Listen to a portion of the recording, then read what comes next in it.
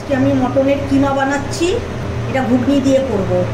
এর মধ্যে পেঁয়াজ কুচি, কাঁচা লঙ্কা পেস্ট করে দিয়েছি, আর রসুন আদা সব একসঙ্গে পেস্ট করে দিয়েছি। এর মধ্যে টক দই দিয়ে মেখেছি, নুন স্বাদ মতন দিয়েছি, কাশ্মীরি লঙ্কার গুঁড়ো, ধনের গুঁড়ো, জিরের গুঁড়ো সব দিয়ে মেখে রেখেছি 1 ঘন্টা।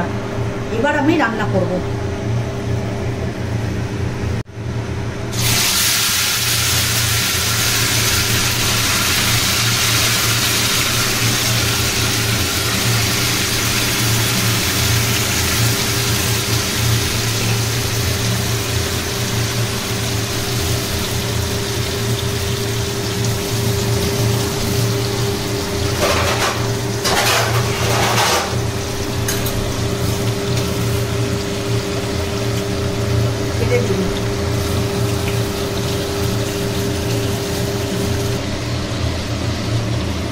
এবার এটা তেলে দিয়ে দিয়েছি। এবার এটা কষাতে থাকবো আস্তে আস্তে।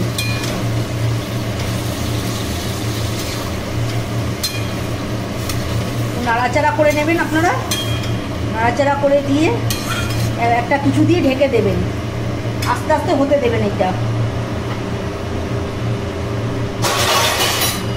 ঢেকে দিলাম।